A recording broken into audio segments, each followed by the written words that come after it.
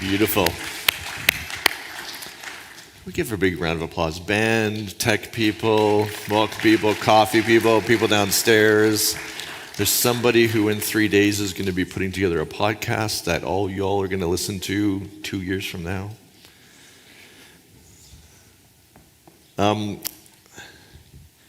As part of my spirituality, I've been very mindful of who I like to give things to.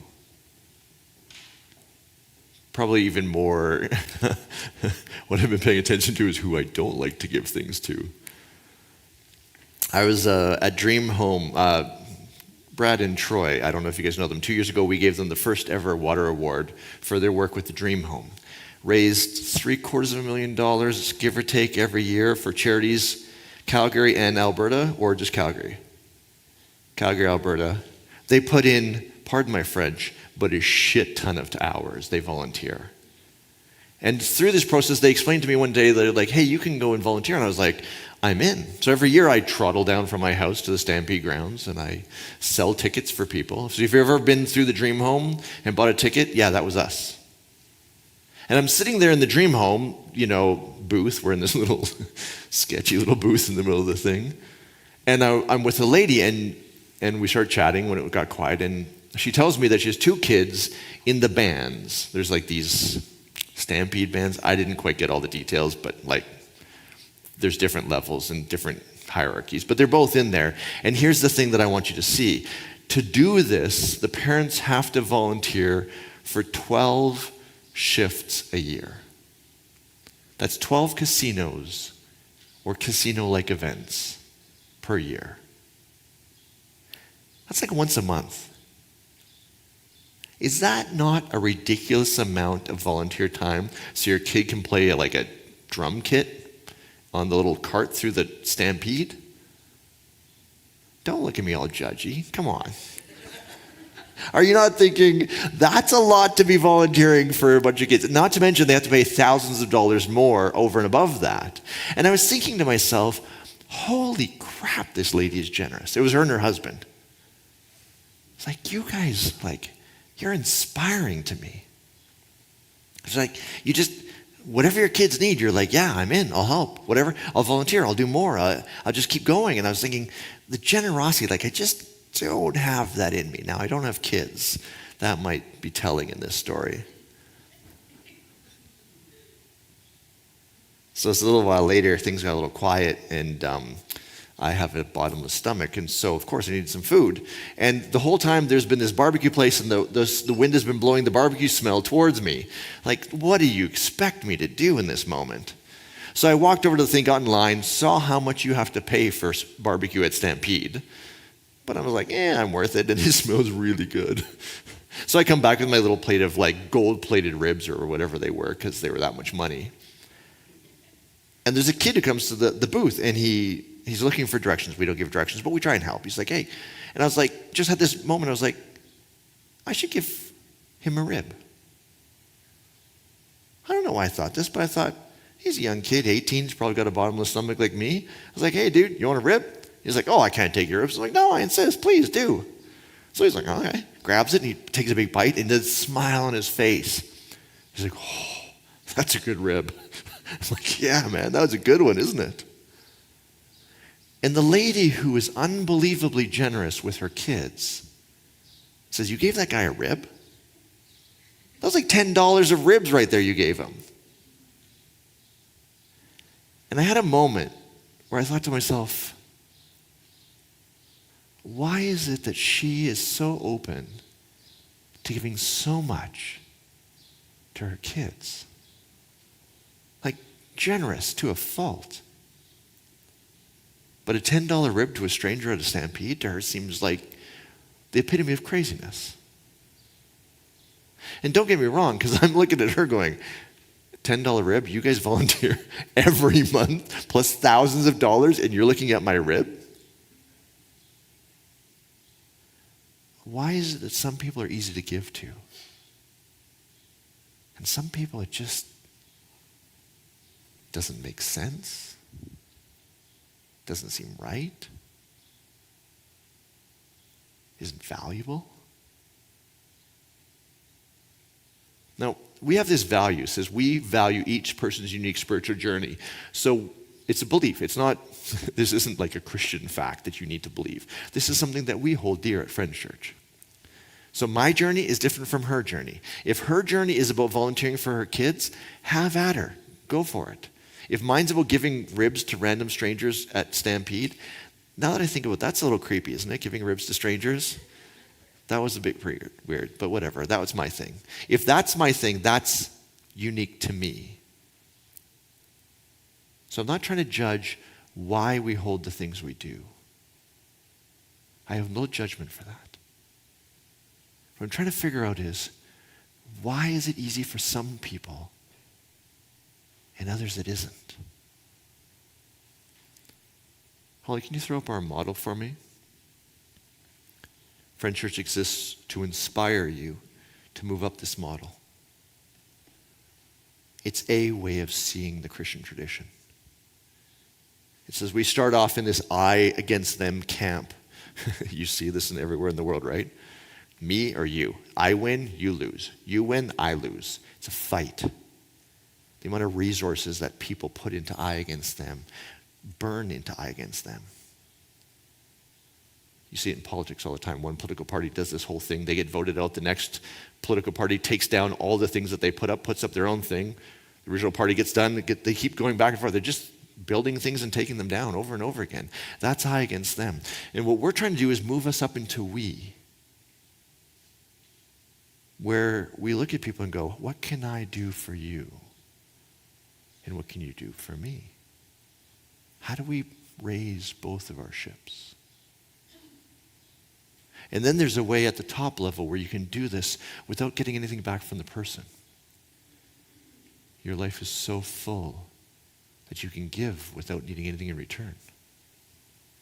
So that's what Friends Church is trying to do. So when I look at this lady who's so generous with her kids to play drums on a cart at the Stampede, I see her doing this. And yet when I give away ribs, she's looking at going like, you're a crazy person. Now at this point you're thinking, Vince is pretty decent because he can give away ribs at the Stampede, or even he can buy himself ribs at the Stampede. But the reality is there's one area that I struggle with tremendously. It's actually with my wife. We have a ritual. We have a date night once a week. It's usually on Fridays.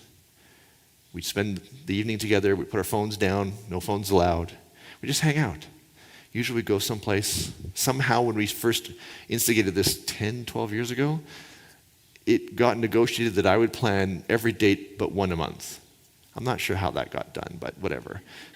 Maybe I'm a better planner. Here's the thing. I keep lists in my phone of places that I think she would like, experiences that would put a smile on her face, places that would go would just like light her up. I just love that. But planning a date that leans towards me, where she has to do something more like the way I like it, that one I have a hard time giving to. Does anyone know the John Wick series, the new movie Ballerina? Anyone fans? Thank you. No other fans? Just like violence. It's so good. It's really violent. Like not really violent, but like pretty violent. Like maybe 11 out of 10 on violence. So like we still got room to move here. And so I kept thinking, I would love to go see this movie Ballerina. It's because the violence will be so relaxing. I can't wait. True story. Violence relaxes me. I don't know why. Unique spiritual journey. Don't judge me. So I've been trying to plan this date where we go to the movie theater because that's so much fun because you put your phones away, you get some popcorn and a drink and you sit and watch this super violent movie and my wife will be with me. I was like, this will be such a good date. And you know what? I could not do it. Week after week, I was like, I'm doing it. I'm planning to go see Ballerina. And a part of me is like, you can't do that. Ellie doesn't like violent movies. You have to watch half of it like this. How dare you? And when I try and push into that space, that part gets a little bit mean to me. It's like, dude, How much time do you spend in the mountains without her? How much time do you do things? How many holidays do you go on without her to go do the things you love? You owe her. These dates need to be about her, not you.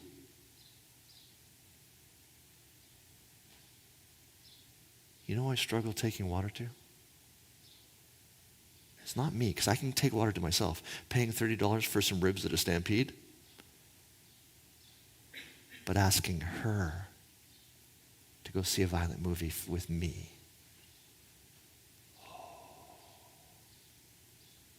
That's where I struggle.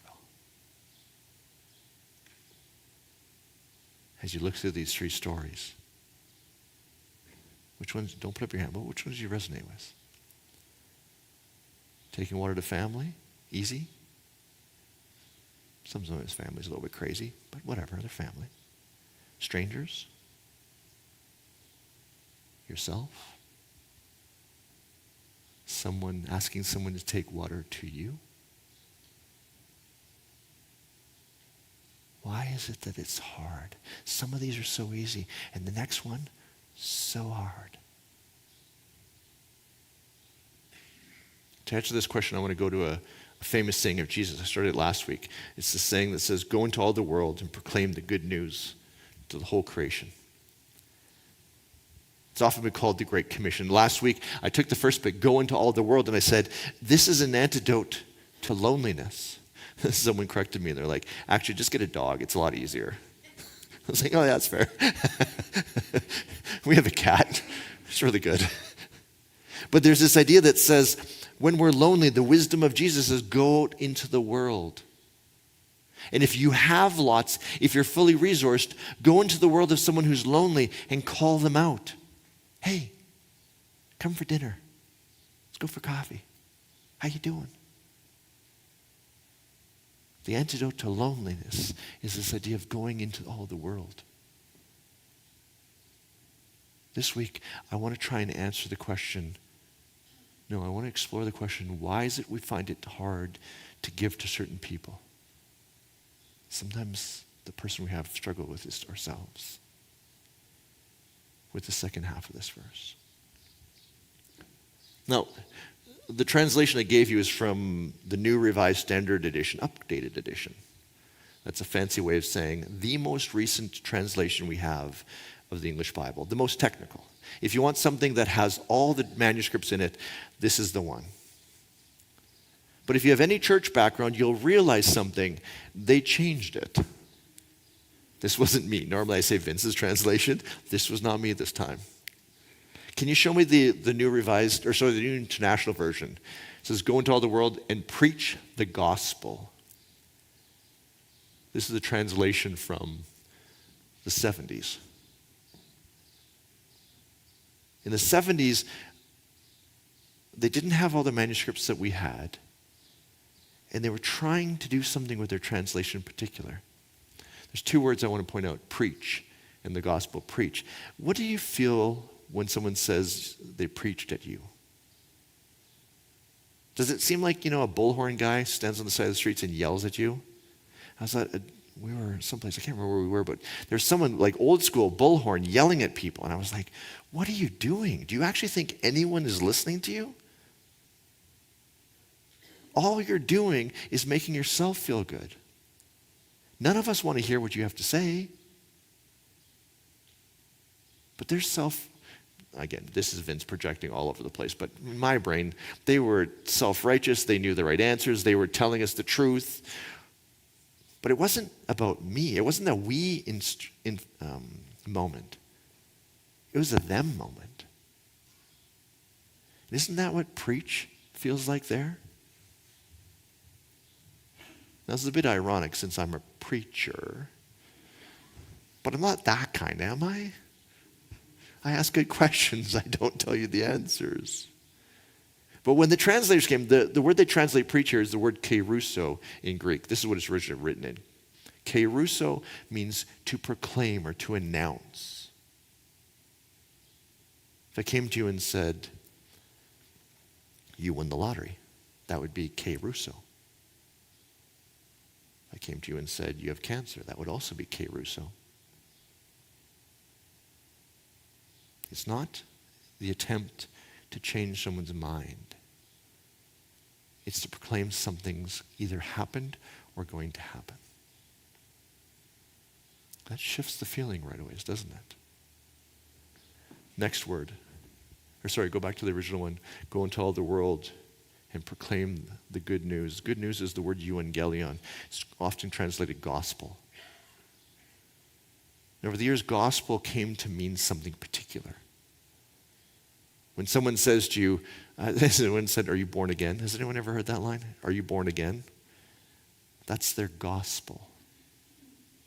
It's what they believe they need or you need in order to stay out of heaven, get into heaven, stay out of hell. When one has a gospel that they think is right, you need to preach it. Which makes sense why they said kerusso is to preach the gospel. But euangelion doesn't need to mean gospel. Its most common meaning is good news. When I gave that kid a rib, big smile on his face, that was euangelion. That was good news. When someone helped me out the other day, I needed a hand lifting something. They showed up right away, went to lift it with me. It's euangelion. Good news. The moment you guys do anything positive in someone's life, that's euangelion, good news. And that shifts this line, doesn't it? Go into all the world and announce good news. Now, in Jesus' time, Jesus had a particular good news he was trying to talk about, I think. I think what he was getting at, and this is my current reading, he was saying the world is about to shift. Bad is winning right now.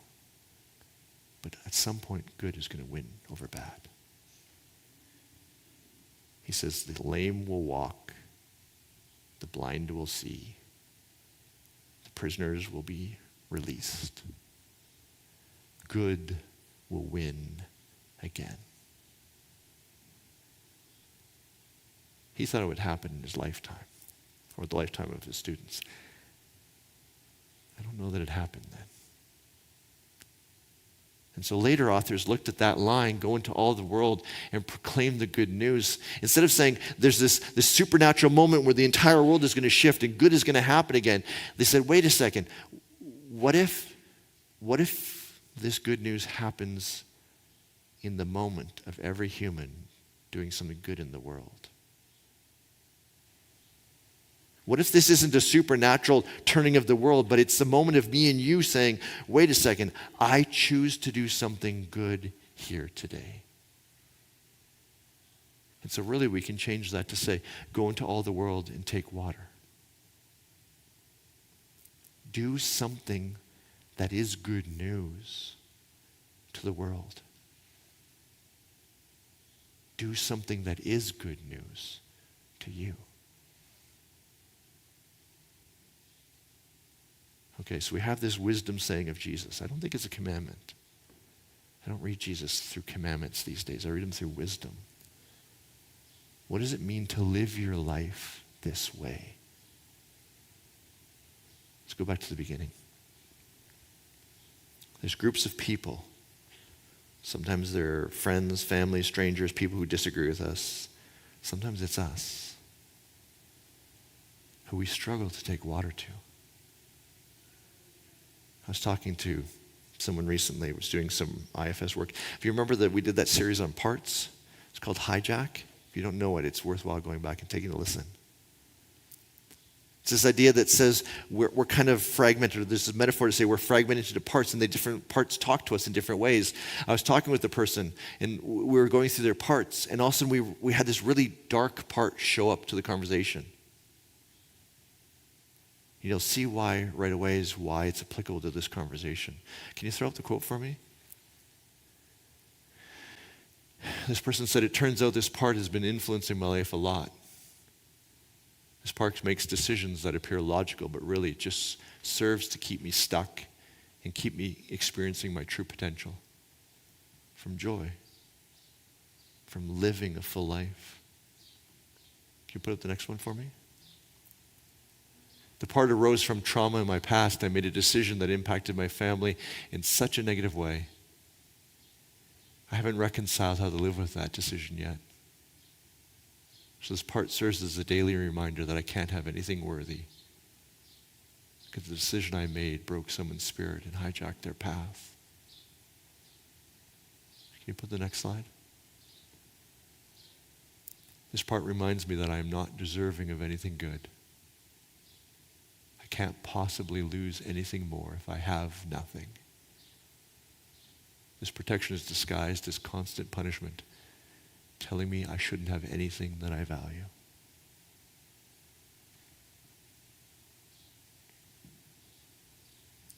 My part doesn't look exactly the same as that, but there's a flavor of it. Sometimes the hardest person to take water to is us. That we diagram. It's so easy to give to other people. I'm going to throw out a large statement here. Statistically, if we plot mums on a scale, mums statistically give so much. So much. And when you ask a mom to say, could you be in balance? They're like, I have 1,000,000 years of evolution telling me I got to take care of my kids. It doesn't matter if they're 50, it doesn't matter if they're 4. That's my job. Mothers often give everything. Maybe that voice doesn't say, I don't deserve anything, but the voice might say, no, they're more important than me. Some people's voices just say, I'm not worthy. I don't deserve anything good. If this voice resonates, if you struggle taking water to yourself, here's my prayer for you this week. I don't want you to try and change it yet because that gets ugly. Just notice when that voice is talking.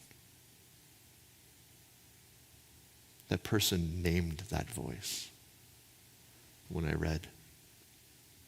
Whenever that voice talks, they say, oh yeah, that's that one. Huh? Hey, how's it going? Oh, you want me to get rid of anything that I have that's valuable? Maybe I won't do that today. Maybe for some of you it's taking a moment and ask yourself, what do I want? What would be valuable for me? For me, I got to plan a date to go watch violent movies. I know that sounds stupid, but it's so hard for me. And it's not because my wife doesn't want to. She would be happy to. Well, she'd be happy to. She says, I like to cover my eyes now and again when there's blood spurting particularly artfully. But she's happy to do it. It's me that's holding it back. That's that part that's saying, you can't do that. That's not right. Lately, I've just been noticing all the different places it talks to me. Some of us, we're okay inside. That shame piece isn't beating us up. But there's groups of people out there. Maybe people who've hurt us. People who disagree with us. Man, right now, the groups, when they don't agree, they're just, it's brutal, isn't it? If you believe that, I don't have to treat you as human. It's so sad. And yet, you can feel it inside. There's a certain group. I always said if I had kids, I could handle anything. That kid could do almost anything. But if they took on conservative Christianity as their whole heart, I would absolutely die. Can you please read the Bible more critically than that? Please. Dad, I just believe it. Why that one? Because that group hurt me. And now,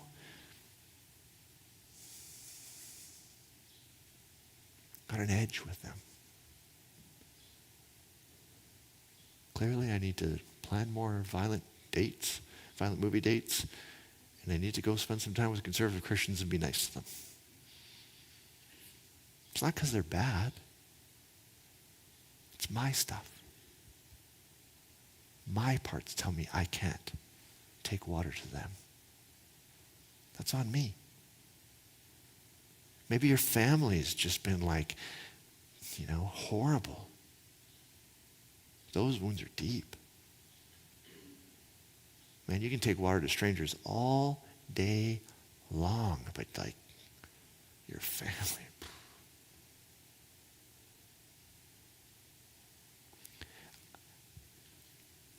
I don't think this is a command. Can you throw it up again? I don't think it's go into all the world. Growing up, they called these missionaries. Be a missionary. Be bullhorn guy. I don't think that's what is going on here. To me, there's a wisdom here that says the whole creation. Take water to the whole creation. Me. Those people I don't like. The people who I struggle to take water to. If we do that, does not the boats in the harbor all rise? We move out of the I against them war. And we ask ourselves, how do I take care of that group of people? And this group of people? And how do I be part of that as well? Shame's a sneaky one, isn't it? Sometimes the hardest person to take water to is us. This week, if you're open to it, just watch. Watch where you're resistant. Oh, it's really easy over there, but over here, eesh. Watch when you try and ask for something. Oh, maybe I could, no, I can't do that. I can't do that. I just have to keep giving. Just watch. As an act of spiritual wisdom to say, who is all creation? And who has my brain subtly cut out of that line? Even if it's me. Even if it's you. Jesus says, there's good news for us all if we're willing to follow this idea that it's for all. And when we give to all, the world shifts to the better, doesn't it? In Jesus' time, they were waiting for the miraculous. The authors that followed him said, maybe it's not going to happen in one fell swoop. Maybe it's going to happen in every action of every human in every moment. Taking water to themselves and to the world around us.